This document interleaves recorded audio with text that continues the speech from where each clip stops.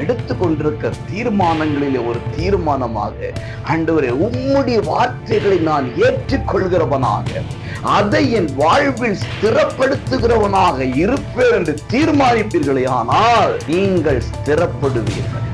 உங்கள் காரியங்கள் ஸ்திரப்படும். தேவனுக்கு பிரியமான அன்பு உறவுகளே, உங்களை மனதார வாழ்த்துகிறேன். ஏசப்பா உங்களோடு இணைந்து இருப்பாராக. நீதிமொழிகள் 2:2 நீ என் வார்த்தைகளை ஏற்றுக்கொண்டு என் கட்டளைகளை உன்னிடத்தில் ஸ்திரப்படுத்தி. அன்புக்குரியவர்களே, கர்த்தருடைய வார்த்தைகளை நாம் ஏற்றுக்கொள்ள வேண்டுமா? ஏற்றுக்கொள்ள வேண்டுமே ஆனால் முதலாவது செவி கொடுக்க வேண்டும். செவி கொடுத்தல், ஏற்றுக்கொள்ளுதல், ஸ்திரப்படுத்துதல். மாற்றமில்லாதது தேவனுடைய வார்த்தை, ஸ்திரமானது தேவனுடைய வார்த்தை.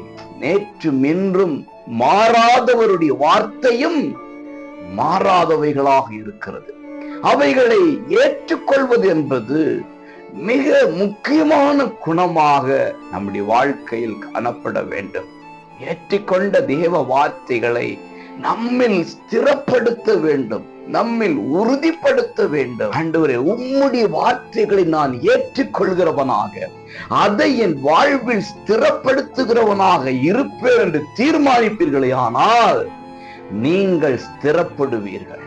உங்கள் காரியங்கள் ஸ்திரப்படும். நீங்கள் செய்வது எதுவோ அது வாய்க்கத்தக்கதாக கர்த்தர் உங்கள் மீது அனுக்கிரகம் பாராட்டுவாராக. ஆகவே ஏற்றுக்கொள்வோம், அவருடைய வார்த்தையில் ஸ்திரப்படுவோம், வார்த்தையை நம்மில் ஸ்திரப்படுத்துவோம், ஆசீர்வாதத்தை பெறுவோம். God bless you.